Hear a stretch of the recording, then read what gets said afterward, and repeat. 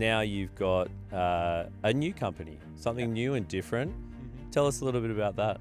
Yeah, so the company that I'm working with is Build Launch. I'm one of the co-founders. After going through what I went through in the businesses, I wanted to give back to the industry.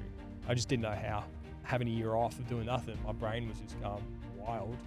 Like, how can I do things? I keep, going back and forth with her and said, we've got a concept here of how we can repurpose VAs.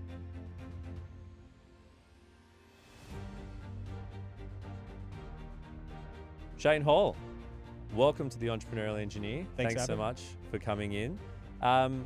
So for people that don't know you, what you do, tell everyone a little bit about who you are, who you help, and what gets you up in the morning. Great question. I'm Cheyne. I've been in the construction industry for 20 years this year, believe it or not. Congratulations. Thank you. Thank you. It's I'm like only your 30. birthday. Look at me, I'm old. Yeah. Man, it's aging. So yeah, mate, what gets me up in the morning? Got a mission to obviously change the industry. We want to make construction cost effective, profitable, and enjoyable. So yeah, that's what drives me every day.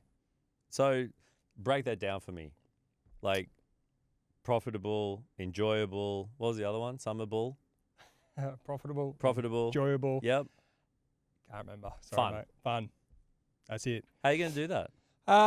Yeah, good question again. Well, being a builder, I understand how tough it is. So being in the industry for so long, it's a great industry. Like you got great friends, great relationships, great banter. Man, going to site every day is fun, When you go to site and you got overheads, stresses, late nights, it's not fun. And when it should be. To a degree, obviously you're running a business, but there's got to be a line where we're here to work, we're here to earn a living, but at the same time, we're not here just to chug along in life and just run ourselves into the ground. So how can we do things differently? So, that's where our new business, our new concept comes in, where we leverage offshore staff members to reduce costs in any type of construction company, from consultancies through to on the ground and subcontractors. So yeah, that's where we are at the moment. It's funny because I often reflect about being in construction and being on site and getting up at 5 a.m. in the morning, putting my boots on. Sometimes I'd get to the end of the day and I'd get home and I'd want to sit down in the shower. My legs would be sore, I'd be tired. And then I'd do that and then I'd have to open up my laptop and get back into it or do some emails or because I just literally was supervising all day. You mentioned about making it fun. How do you make construction fun? Well, as I said, it's a great industry. It's more the culture. It's more the banter, like the guys that you're on site. I grew up playing rugby league my whole life. Went to school. Everyone was, on the pathway to be a tradesman. That was where we're from the Central Coast. That's all we knew. We played sport. We had that camaraderie together. So then when you go into the workforce, you then meet, people that have been there for 20, 30 years.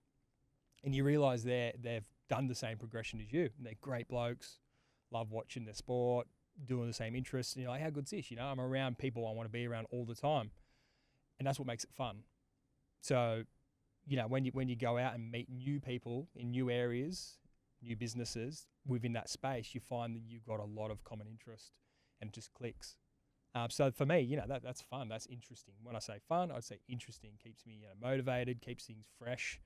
It's not like I'm turning up to the same office every day, just repeating the same task.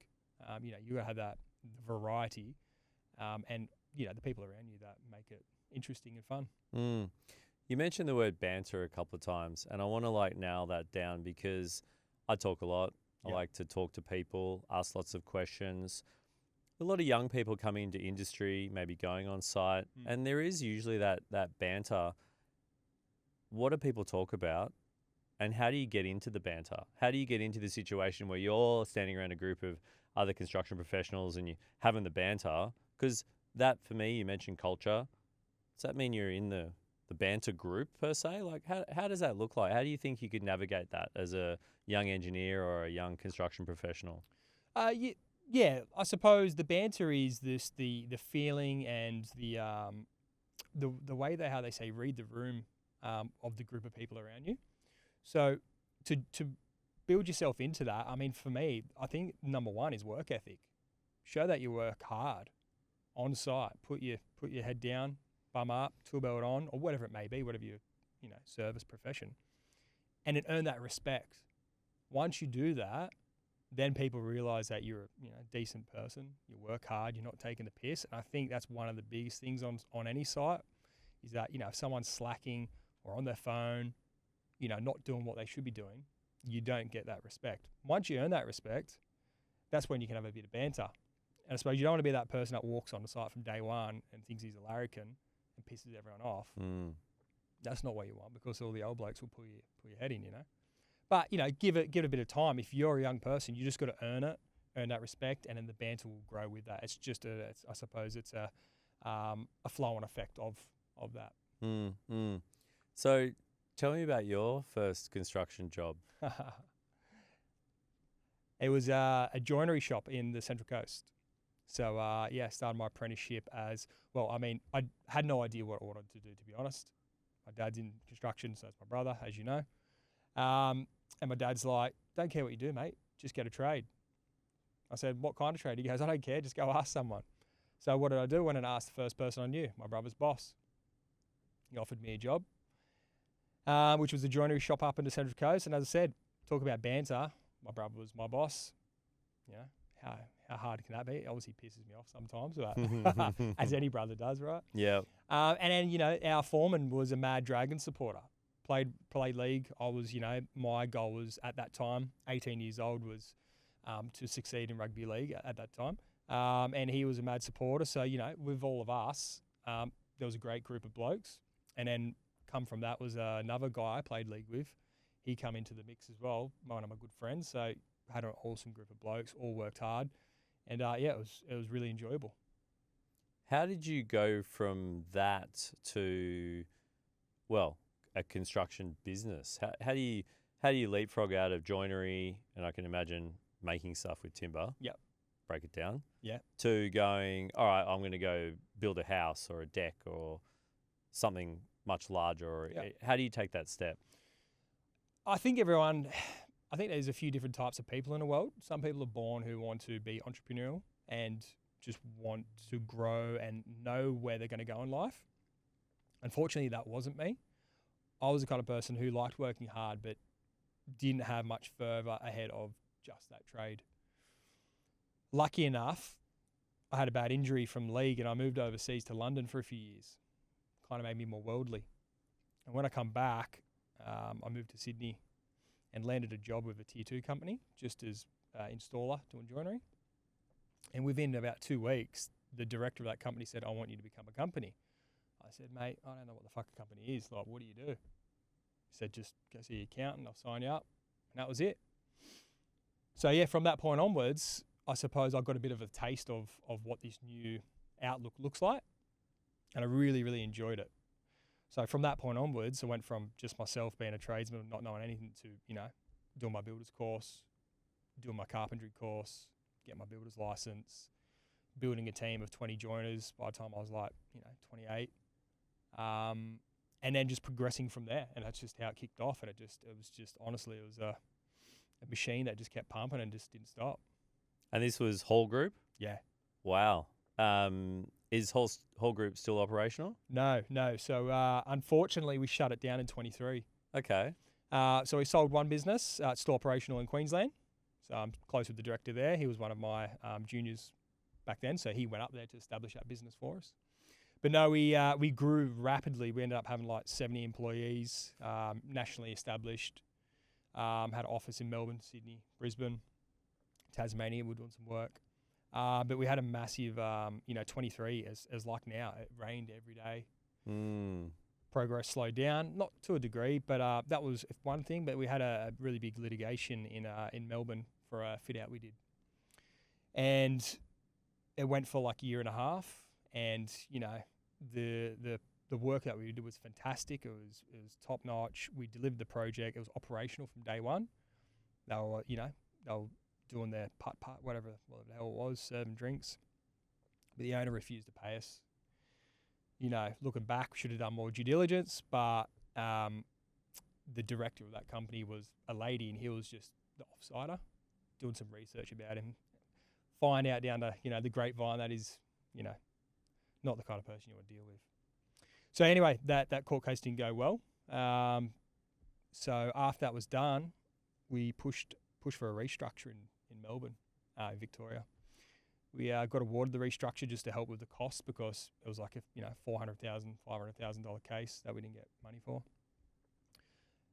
As soon as we lodged that with ASIC, the restructure, for some wild reason, it triggered an event here in New South Wales under the Fair Trading, me being a common director. They froze my license and home warranty.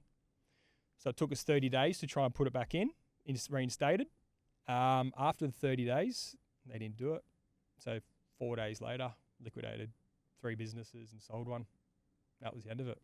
Lost everything. 2 houses. Pretty much I think I left with $800 in my bank account after having all that going on. Wow. I'm lost for words. I mean, yeah. How do you go about picking yourself up to like an event like that? Like, and I'm sure a lot of people ask you that, you're sitting here, you're smiling, you're alive. Yeah, great. But no, not wow, great. to go Not through great. that. What are the lessons you learned from that? Oh, man. Time does heal things, number one. Every person in this world can tell you that it's going to be better, and you're like, piss off, don't tell me that. Because at the time, it's not, and you're going through that hell. But, I had some good professionals that I was working with at the time, accountants and lawyers that I lent on, and they were super helpful. And even through that process, what was tough for them, they also helped out, which, I can't thank enough. But, mate, the light at the end of the tunnel was like a pinprick, I suppose. Do I go for the pinprick, or do I jump off a cliff, Two ends of the spectrum, and you're probably closer to the cliff than you are to the light. And look, it's just a matter about changing your life. I gave up alcohol for 18 months. Didn't do anything. I used to like a party a little bit. Didn't do anything. Changed my circle of friends. Exercise every day. Ran a few marathons. Try and surf the biggest wave I could find possible, because I like surfing big waves. And slowly but surely got me to a place where I needed to be. And as crazy as it sounds, put me in a better place than where I was, even though I lost everything. Yeah, wow, what a story. You mentioned due diligence. Yes. I always say DD for short. How could you have known? Do you think you could have known? Do you think, and I know it's hard to reflect now, and it's always the what if and the could have and the hindsight and all the other, crazy, thoughts of that. But due diligence, should have done your due diligence. Could you have done your due diligence? Yes, could have done more. I don't know if we could have done a lot more on the client, but I think we could have done a lot more on ourselves. So, I was a bull out of the gate. We were scaling fast. We were taking on projects. We knew what our niche was, but this was out of our niche. I come from a commercial background, so I was like, I knew I could do the project, but the team, could they deliver it? Which we did. But unless you're in that circle all the time with your typical clients and your typical work, then you feel pretty safe. We had clients all the time that, it's a handshake agreement and it works because you know them so well. Where this was a new client, new type of work. Knew we could deliver it, but yeah, looking back at that, we should have just stuck to our lane a bit more. Yeah, I often think about the whole go, no go. Yeah. Is there a situation where you just go hold 5, go, no go? And a lot of time, and I get it, scaling business, you just go, go, go, go, go. Yeah. Right? But yeah, that whole stay in your lane, know what you can do. If it's a reach, then maybe there is that additional level of due diligence, as you put it. Yes, and that's where I think we missed out on that extra for an area that we weren't, that was a bit foreign to us. Yeah, that's right. Yeah, wow. But you know what? Congratulations, because just to be sitting here today and having this conversation is a testament to the person that you were, have become, and are. Thank you. So well done for that. Cheers. That's good, man. Harvard? Yes. You went to Harvard? No, it was the business school of I'll Harvard. just say Harvard. Harvard. Come on. Mate, yeah, I did it. Yeah. So during the midst of 22 or 23, yeah, I completed that with Adrian Hondras, who was the CEO of Porter Davis Homes. Absolute legend of a bloke. Knows a lot of stuff about business and construction. And he was doing that course, so we did that together with a few other people, and yeah, it was fantastic. Tell me about it. Like, what is it? Is it like a mini MBA? Is it what? Yeah. What do you learn from that? What did you learn from that? Yeah, great question. It was like a mini MBA. Basically, it was a leadership course. So like, people, the top of their game who are wanting that, extra, 5% of how to lead, how to manage big teams, how to be, the best of what they can be. And it was a course that was developed between Harvard and Boston, Boston Global, another consultancy firm, to roll this out and just to look at the top entrepreneurs in their game and just to give them that edge. And so you go through, every month would meet up and go through a module and a bit of a course. You'd have to pass that. And yeah, it was a fantastic course and time to do it. Awesome. Yeah. So, I mean, we'll fast forward. Now you've got a new company, something new and different. Mm-hmm. Tell us a little bit about that. Yeah, so the company that I'm working with is Build Launch. I'm one of the co-founders. So after going through what I went through and the businesses, I wanted to give back to the industry. I just didn't know how. And I also didn't want to be so involved with project work as just, I think I was a bit burnt out from that. So I was like, there's got to be a different way of giving back to the industry, making it cost effective again. And that's where we come up with the concept of Build Launch, which is offshoring staff. We had around 10 offshore staff working for us at Hall Group. And then our first original placement, Sophia, we've got a really good relationship, and we'd stayed in contact, and I'd, having a year off of doing nothing, my brain was just going wild. Like, how can I do things? I keep, going back and forth with her and said, we've got a concept here of how we can repurpose VAs. And it's not just to repurpose any type of VA. It's like, I want the best engineers and architects and project managers out there that can work for, local companies. So, yeah, it took us about 12 months to work on that concept, along with my romantic partner, Jasmine, who's the CEO. She's kind of the I'd say, pulls me in financially and the handbrake, which is what I need, as you would know. Which is fantastic because she comes from a public company. She understands how the corporate world works. For me, I'm just more so the actual process, the construction side of things, and how do we deliver? How do we find someone who's over there through to the delivery to a construction company here locally? Yeah, so many questions.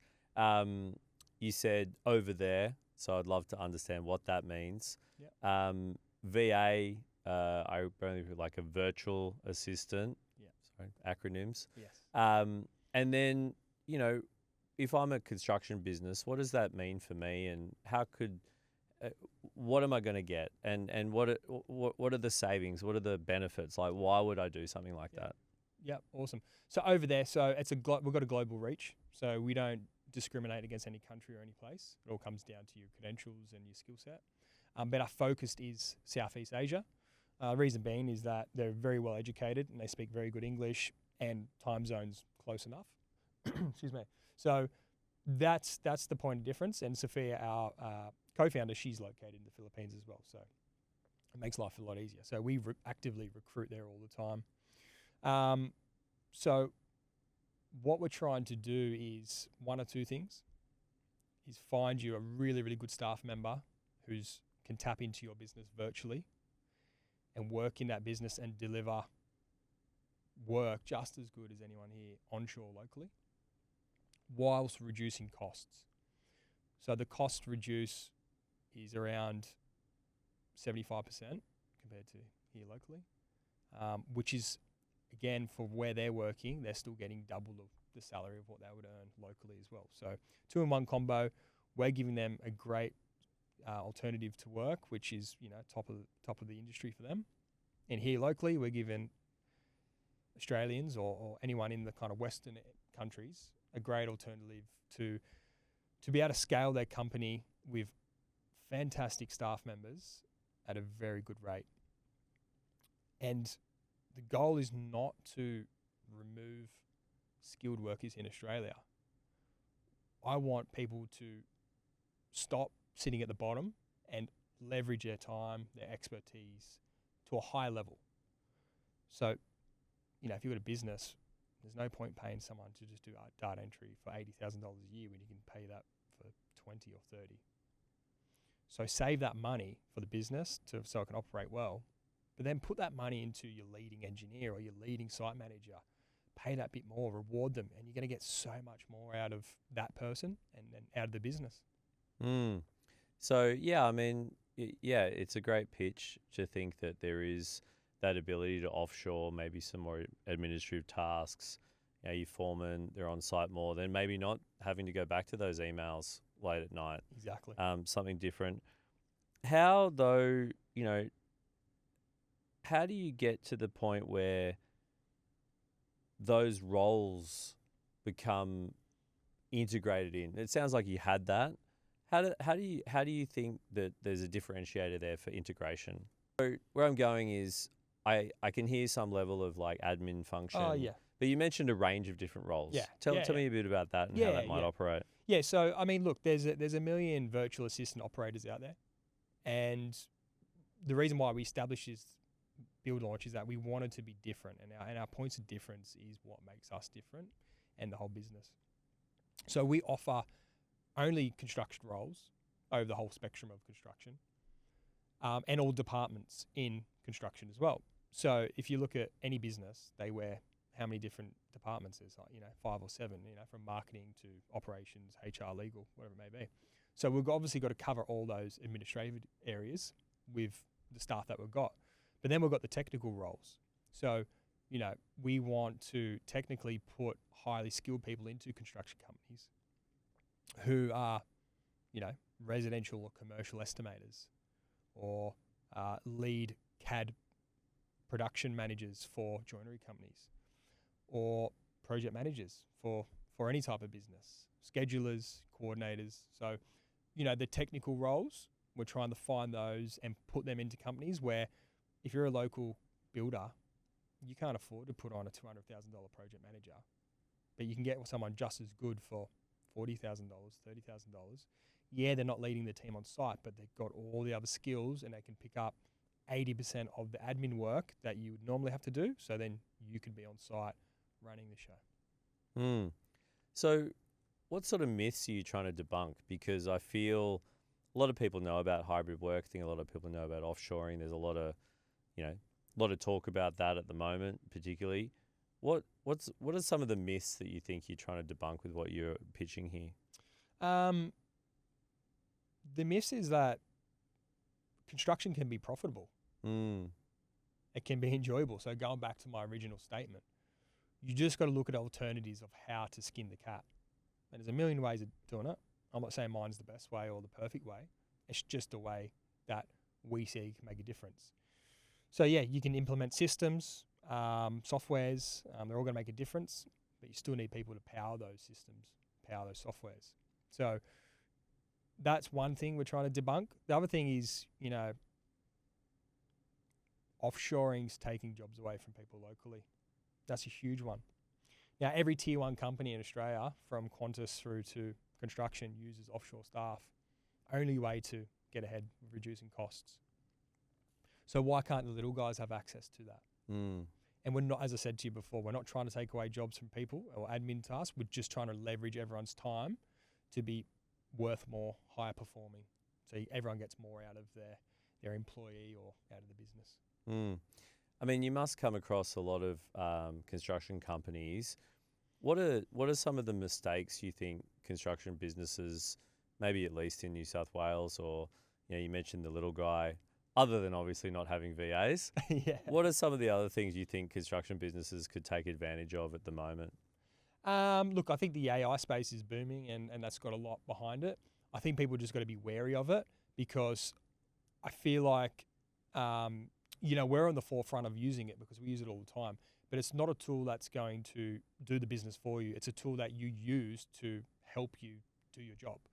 So I think that's something that's really good and to be looked into. And I'm sure it's going to, be a lot more accessible over the next few years as well. And then setting up a system, we establish a lot of VAs into businesses, and I'd be so surprised that they just don't have a business system. And I'm like, well, how does your business function on a daily basis? You turn up to work, you invoice, and you pay the boys. And I'm like, yeah, but it's a machine, right? You got to set the machine up from day one correctly. And once you set that up, it all just works. So many people don't have that system in place, and we offer that a part of we don't even have a package for it. I just offer it because I can't stand people not using it. Long term, we'll roll that out as an addition. But working with business coaches is fantastic, and I feel like a lot more business owners should do that, especially in construction, obviously. But if a business coach is not telling you how to run the business as a machine, so it with a system, then I don't think that advice is the greatest advice you can get. It's probably still going to be good, but I think you're probably missing out on a lot of things there. Yeah. I mean, businesses are machines, really, at the end of the day. So what do you think the future of construction in New South Wales look like? What's your take on that? I mean, I often talk to people about having like construction robots, who are doing the labouring or the painting or whatever it might look like. What do you think the future looks like for construction? Look, I think it's still going to be labour intensive with manpower. I'm all for it. I love being on site, and I want good tradesmen to still be involved in that, and it's a craft. It's not just outsourced to a robot. But it's all going to be a lot more pre-manufactured. That's where the robots come in. So not site-based, but a lot more products and materials coming from off-site, integrating into site. So there's going to be places for it. But I mean, how far does it go? Maybe on a large-scale tier 1 project, you're going to see a lot more robotics. But your general residential homes and that, it's still custom, it's still bespoke. It needs a good craftsman on it. I don't think that's going to disappear, and I don't think it will, and it shouldn't. Yeah, well, I often joke with people about the robots, and you'll have the labourer robot, and someone's like, oh, who's going to check their work? I'm like, well, you have the checking work robot. Yeah. And who's going to check the robot work? Oh, you'll have a project manager robot or the engineer robot. Yeah. I mean, I often joke about it, but I think it's a reality that, maybe we won't see in our lifetime. One day. But I'd say it will happen. Yeah. Look, when it's here, I'm sure we'll know about it. Yeah.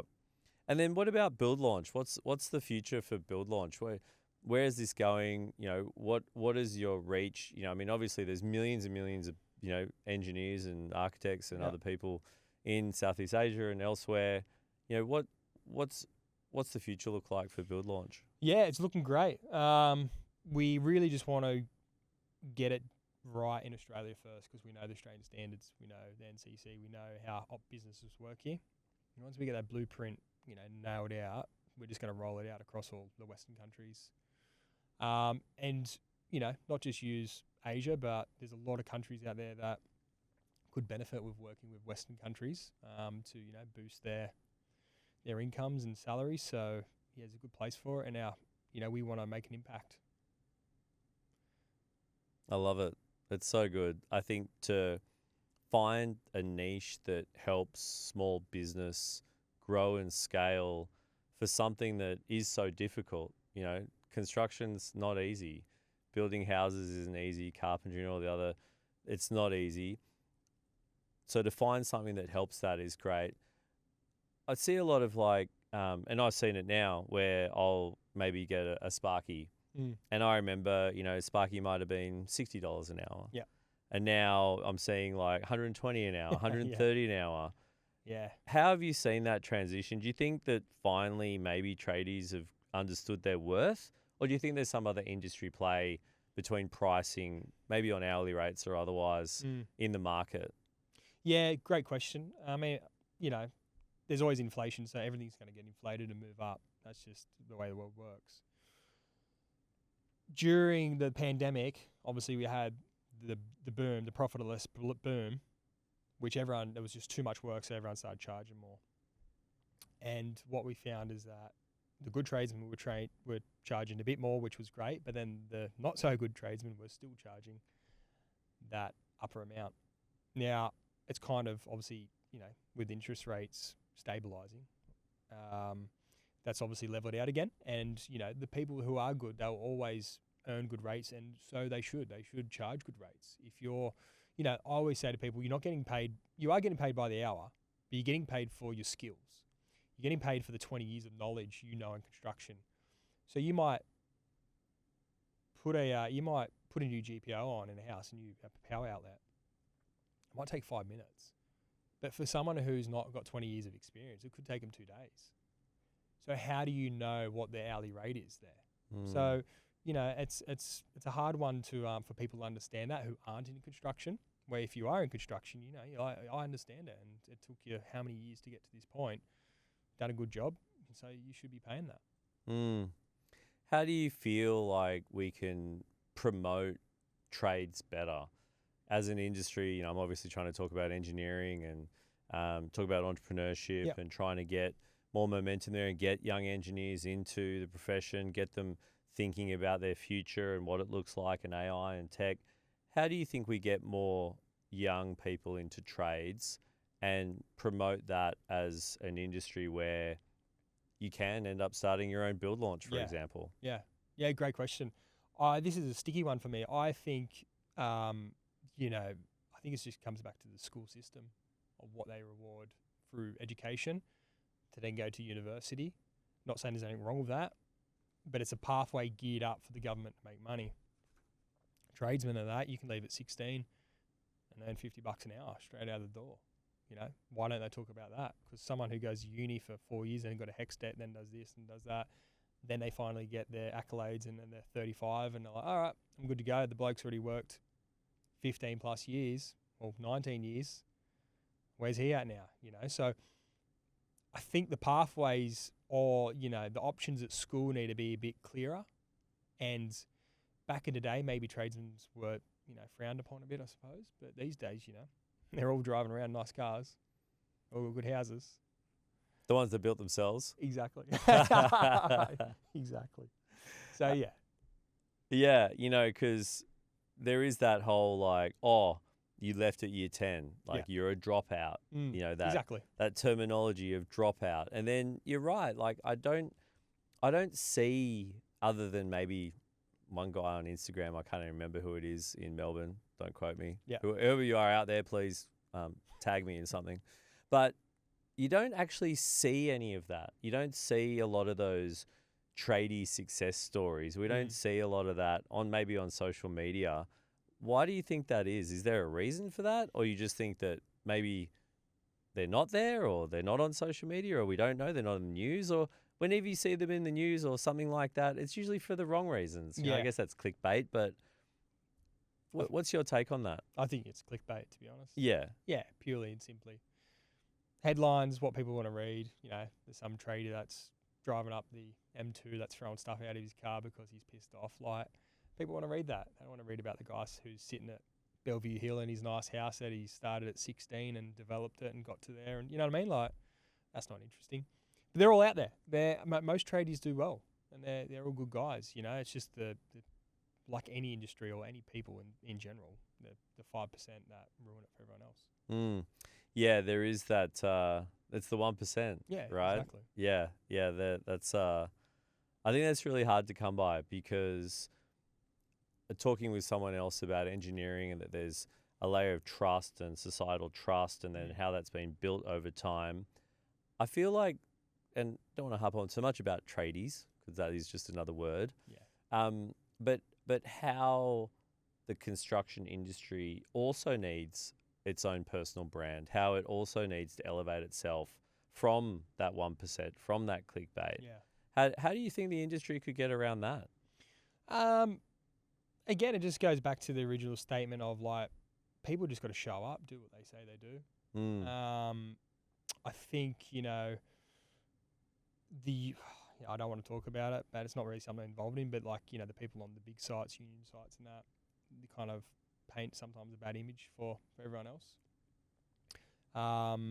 And which also can cause, wages and costs to inflate a lot. So it's like, this project's cost us $2 billion. It's like, I wonder why. Like, you got people that are holding someone to hold someone because it's a safety issue. And it's like, come on, guys. Like, the productivity things have fallen down 50%. I wonder why, because someone's got to sign off that he went to the toilet properly. Like, come on. So, I think we get pulled back from that and just get back to an honest society. Yeah, not everyone's honest and it never will be. But there's got to be a bit of trust, like you said. And with that trust, they'll see more productivity. And, it's a give and take a bit. It's not always going to be perfect, but nothing ever is. Yeah, you see 4 or 5 construction workers standing around a hole, one person in the hole digging said hole, everyone else having a look and having a chat. And you're just thinking like, why? Oh, pisses me off. I just hate working like that.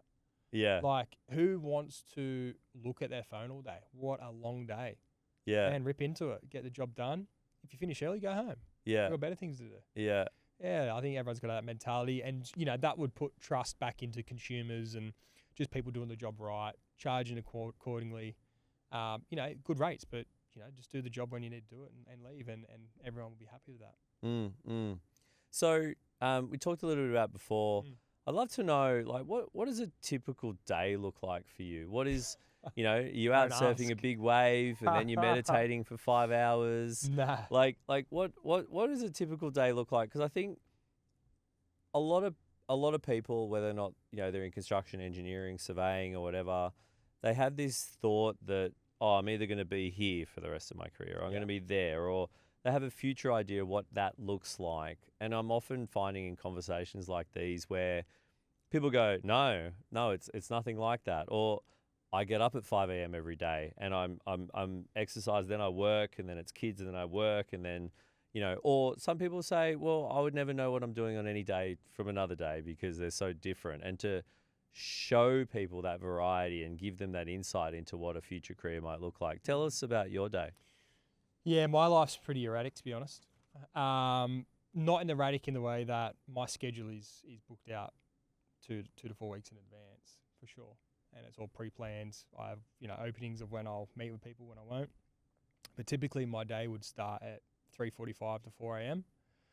Get up and have a coffee with my missus and a banana. She's like me.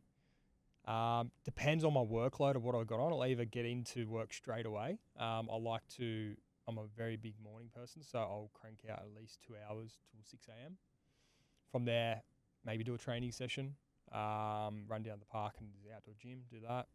Or, spend some time with my son, whatever it may take. Depends on meetings and things like that. And then throughout the day, have meetings, try and sneak a surf in after lunch if I can, if I'm lucky. Depends on the day. And then wrap up by 4 p.m. Got to be done by 4, no matter what. That's the family rules. So I follow that. Obviously, then there's, exception. Like last night, I had an MBA event, Master Builders Association, which was at 6 to 10. So that's cool. But give and take, then I got to spend a bit of time in the afternoon before I go to do that. But so that's a typical day. But we travel a lot, my partner and I and our family. I've got another son that lives in South Australia, so we fly back there every third weekend. And we take the family across there and spend the time with him from Thursday to Monday. And then we like holidays. So because we've got the remote business and this kind of stuff, we just got back from Bali. We're there for 3 weeks. We're going to snow next week. We're in South Australia last weekend. So I've been here for, 4 days. Spend the weekend and off again. So it's a bit of a life of living in an airport, which can be frustrating, but then at the same time, it's quite enjoyable. It's just what we like doing. And so, I just fit the hours around that. Yeah, I'm still getting over 3:45 a.m. I mean, I like to get up early, but yeah, wow. What would you say to everyone who just listened to that, right? Yeah. Because A lot of people are just like, wow, wow, wow, what? Like, just there was constant bombardery of like, okay, I love holidays. Yeah. You know, and I work on my holidays. A lot Yeah. of people are like, what are you doing? I'm like, well, I work on my holidays so I can take more holidays. Correct. Me And too. a lot of people don't understand that. Yeah. I would take them out without pay if it meant that I could get more holidays. What would you say to someone who's starting out, like hearing that and hearing about your routine? Is this a work hard, play hard mantra? Is there I can feel definitely there's some family first, or there's a cutoff. What are you telling to the young people listening to this who might be aspiring to maybe start their own VA business or have a construction company who are looking to leverage or scale?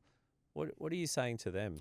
Well, I mean, at the moment it's great, but you got to go back a few years when I had Hall Group, and it wasn't great. You know what I mean? I was working 16-hour days, grinding every day, 7 days a week, 6 days a week, basically trying to kill myself effectively.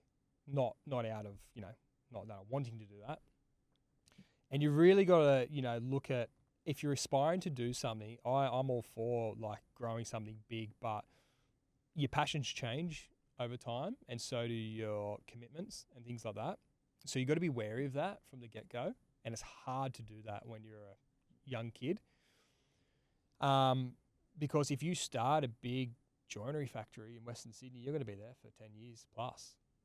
That's it. That's life. And you're grinding hard. Don't get me wrong, that's great. But that's your factory. That's where you're working out of, and that's what you're doing. So you got to think about what type of business, not only what your career's going to look like, but what your role will be and how that business can work into your lifestyle. If you don't like traveling and you don't like stuff, fantastic. If you like traveling, you like holidays, maybe have a second thought about that, of what kind of career you want, how it's going to fit into your lifestyle. I probably didn't take that into consideration enough, which, I mean, after traveling the world when I was younger a lot, I kind of had the mindset of I'm keen to just rip into work. But, after a while, who you are as a person will always try and fight its way out, I suppose. How many people do you know, and I don't know many, that would actually do a career audit? No one. I don't think there's a lot of people out there that would actually say, what do I really want to do with my life? Nah. Okay. I mean, I remember when I was a young engineer, like to think 5 years ahead was, that's way too far away. I didn't even know what I wanted to do when I was 18. My dad just said, get the job, so how would you know? You never know. No. But yeah. And it's hard. I get it. People get mortgages and they get things, and it's hard to pivot out of that change. But, a life partner can also have a big impact on that as well. And again, like that's difficult at 20 years old to know what you want, who you want it with, and that kind of stuff. Some people do, and that's what I was saying at the start of my journey. I didn't have that, so I was a bit like, where are we going with this? I'll just let it roll with me. Next thing you know, because you like working hard, you've got this big machine that's running, which is great.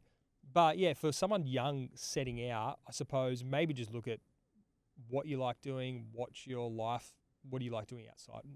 Work is everything for some people, it is for me, but I do have holidays that I like taking. So how can I find something that I work in with that? If I'm working all the time on site as a contractor or a subby, which I was, I'd work my ass off for a month, then I'd take 2 weeks off. So that was how I looked at it. Then obviously this new business, when we started, I was like, this is going to be great for businesses, but at the same time, I do not want to be going back to one single place all the time. I could run a site easily enough, but that's not what I wanted to do. So how can I build this into my lifestyle to suit what we're doing? And that was another reason for the build launch setup. Yeah, I love that. I'm still getting over 345. I've been doing it for years. It's just ingrained in me. Yeah, you get to the point where you don't even need an alarm, right? Yeah, that's my son. He just said, yeah, right. Yeah, I love it. That's good. So, for anyone who's still listening, and I hope we've got a heap of people still listening, I want you to think about, I want you to think about them, and I want you to think about what is your message to them? What are you going to tell them that makes them walk away from this conversation and go, you know what? That's just what I needed to know, and I'm off, and I'm going to give it a crack. Yeah, I mean, have a go, rip into what you feel like your passion's going to be, and it'll work itself out. The path will change 110%. You think you're going to go in a linear line from today to 10 years time of where you want to be. That's so wrong, which is good because you want to have a twist and a turn and they're life lessons. And that's where you have to have those life lessons to make you the person you are. And I've been through 1,000 of them, you know, wouldn't say they're all great and good and I've done good things. I've done, you know, good and bad. But ultimately you have to learn from them. And if you don't do those things, and that's what part of being an entrepreneur is taking that risk, you know, biting off a little bit more than you should, taking on that project when you maybe shouldn't. And then, and it sets you on a journey and it's tough at the time. And, you know, 20 years later, there's a good story to tell. That to me is worth more than a nice house that I could have just sat in for 20 years. So, you know, and the stories are good and, you know, and I still feel like I've got so much to give after 20 years. It's only just starting again. And so, yeah, it's exciting, you know, just get out there and do it and it'll work itself out.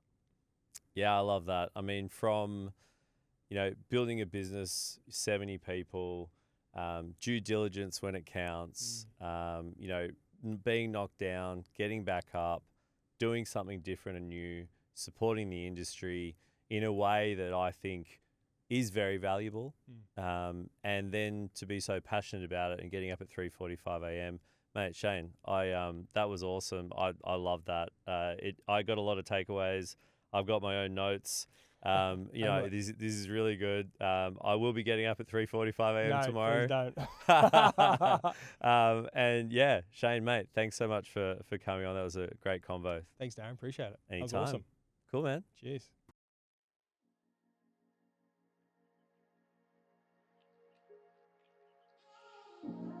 Thanks so much for listening. I really hope you enjoyed that podcast.